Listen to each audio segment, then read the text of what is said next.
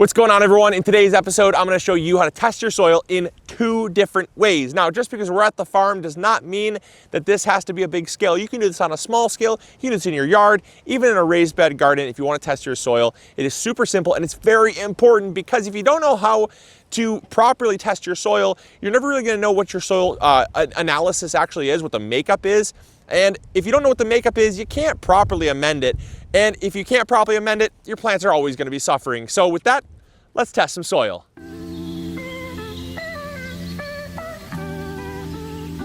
All right, so the first test we're going to do is a core sample. It's super important you do a core sample because it tells you the gradient and the depth of your soil. If you just test the top surface, you might be completely wrong as to what's down 10 inches, 12 inches below your soil. Super important you do that. Otherwise, you could actually think you don't have to fix anything when in reality, there's a lot to fix. So what we're gonna do is we're gonna dig a core sample. Now, I prefer to do this with a post hole digger, but a lot of people don't have those, so I'm gonna do it with a shovel because I think a lot of you have a shovel. And all we're gonna do is we're just simply going to dig a little circle here. We're gonna dig a little circle, and we're gonna pop that core out, and it's gonna tell us the layers in our soil. Now, definitely make sure if you're going down deeper than 12 to 18 inches, if you're gonna test your soil, and you're gonna do a lot of samples, make sure you're nowhere near underground buried lines, gas lines. If you feel very unsure, call a misdig, but we're out in the middle of nowhere and I feel totally fine with that. But it is smart to go down at least 12 to 18 inches so that you have a really good idea of what's down under your soil. We're gonna pop this up. And this tells us right here, if you look, we have great soil. This is awesome. So we basically dug down where the plants are going to be because any deeper, the plant roots may be, but even on a deeply rooted plant like a tomato or a potato, a carrot, we're gonna be fine. So we've dug down to about that depth, and you can see that we have a really consistent soil structure.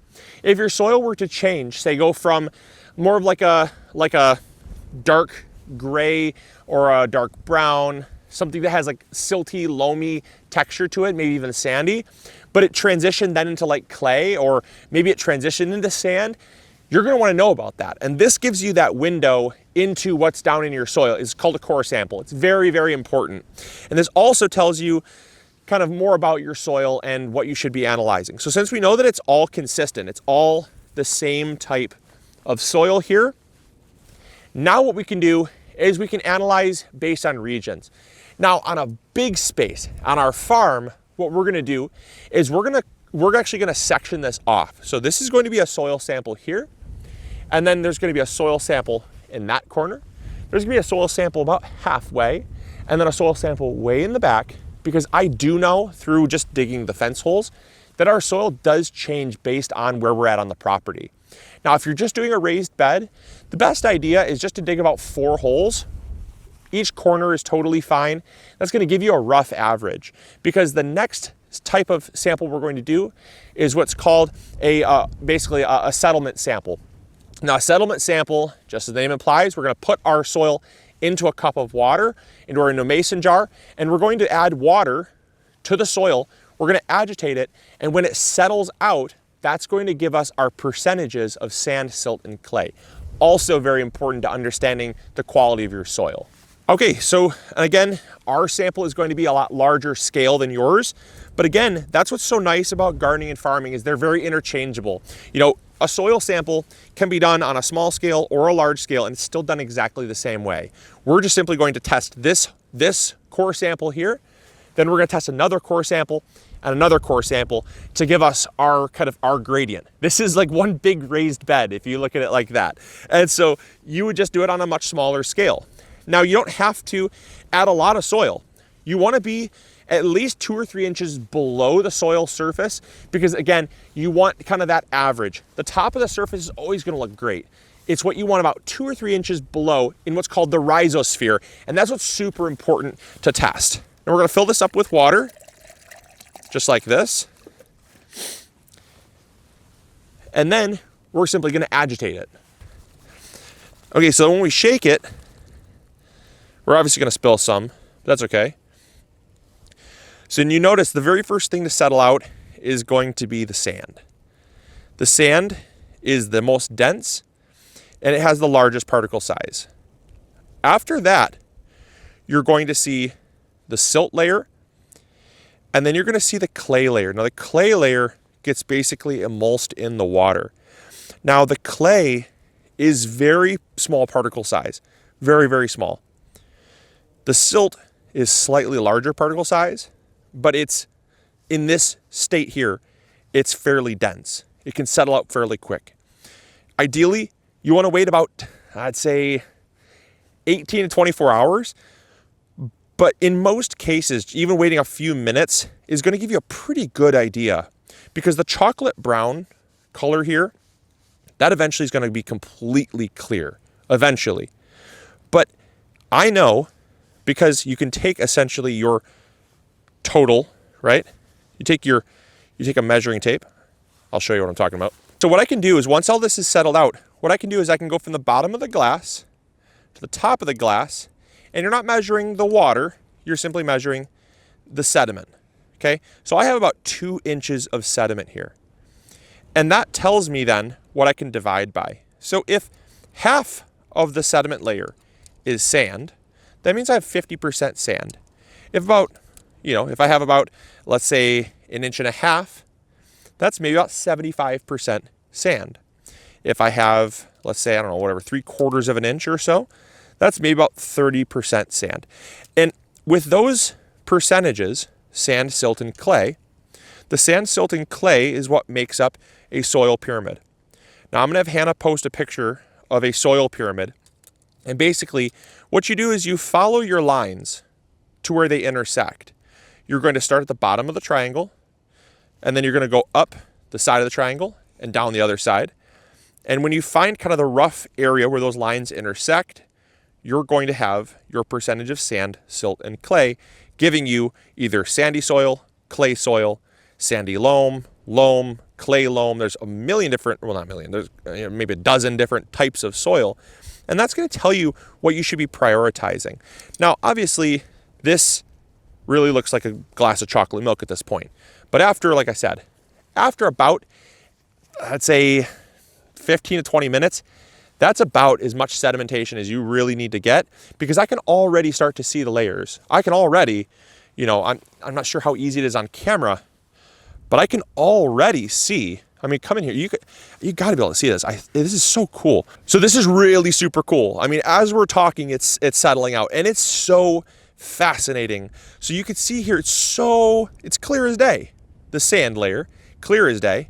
That's the kind of dark, that kind of blackish, dark gray layer right there. And then you have the silt layer, which is right here. And then you have this really light band of clay, really light band. And so you have sand, silt, and clay. And I would say that it's about a 50% sand, or maybe about a 40% sand, 50% silt, and about a 5 to 10% clay. That's really impressive. Very impressive how fast that settled out. And that gives you a good idea of the kind of composition we're working with. So just based off of this, it takes me back a little bit to remember the soil pyramid without it actually in front of me. But I would say, I think from this, I want to say it's probably about sandy loams, which is awesome. The final thing we're going to talk about is, where does organic matter play in? Because a lot of you, when you're growing in a garden and you add things like compost, you're probably not really as focused about sand, silt, and clay. In an in-ground garden or in a farm, just adding compost is not the most practical way to amend your soil. And so you ultimately have to know what your quality is, so to know that it's growable. Because after that, where we're going to differ is we're going to use things like cover crops. And we're basically going to use cover crops to build our soil over time. Whereas in a garden, you might just go by compost. They vary, and that's really where there's kind of a diversion, but it's based on the same premise. See, we need to know the sand, silt, and clay to know how much we should be cover cropping or what we should be cover cropping. Because a soil that's heavier in clay is going to hold on to water longer, but is going to be very mineral rich, very micronutrient rich. Whereas very sandy soil is going to be very depleted in minerals, but it's going to be very well draining. So we won't have to worry as much about standing water. We might have to water more though, right? So if it's too sandy, our soil is going to dry out too fast, but it's not going to be standing water for things like root rot. With clay soil, it's going to take longer to dry out, but has a higher chance of building things like root rot. And so we need to know what we're kind of working with so we can kind of best work with our soil with what we have. Now, if you're growing in a garden, that's really where the question of where does organic matter come in? And the question of organic matter comes in, and that's where they recollide, right? Organic material for you might be going to your local compost facility, or maybe you make your own compost, or maybe you buy bagged compost and you apply that, and that really will help to fix your overall soil, because organic material or compost is kind of a cure-all. If your soil is too heavy clay, compost is going to break that up. If your soil has too much sand, it's going to help to bind the sand so it doesn't dry out as fast and helps to kind of hold your soil together. And over time, it all kind of evens out. And so for us, since we can't just go and make our own compost, what we're doing is we're cover cropping. So all of this green material in the spring, all this green material you see, all this grass, all of this is going to grow up. It's going to grow up, and what we're going to do is we're going to then tarp it. And we're going to mow it, and we're going to tarp it, and you create a ton of biomass right here, essentially composting right where we're going to be growing. And so that then, again, there's a diversion because of the size and the scale and the scope of the project, but there's a reconnection in that we're still talking about organic material. Organic material is what fixes all of our problems, regardless of the size of garden that we're working with. And so again, this is like one big raised bed. And so in the back of the property where it's much heavier sand, we're going to need a lot more organic material than up here where there's a slightly higher clay content. Slightly higher clay, more sand. We're going to need substantially more cover cropping, or maybe many more seasons of cover cropping to get us to where we need to be. Or we may ask a local farmer to bring some cow manure, some horse manure, spread some manure, some more organic material. That can expedite the process. But regardless, we know that we're going to need more organic material in the back of the property where it's far sandier and it's a little bit out of balance than here where we're already kind of in that kind of clay loam, sandy loam soil. And that's where you want to be. Loam, or anywhere around the perimeter. Loam, sandy loam, clay loam, or silty loam are all great places to be. And with that, we're going to get onto this wind because it's cold, it's windy, and we got a lot more projects we still have to do. But thank you guys so much for tuning in. I hope you guys enjoyed. I hope you all learned something new. And as always, this is Luke from the MIgardener channel, reminding you to grow bigger. Take care. Bye. Hey, thank you so much for watching today's video. I really appreciate it.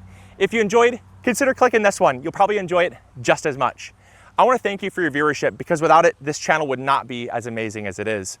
Also, if you haven't subscribed, consider subscribing. It's free, and we upload videos every Monday, Wednesday, or Friday.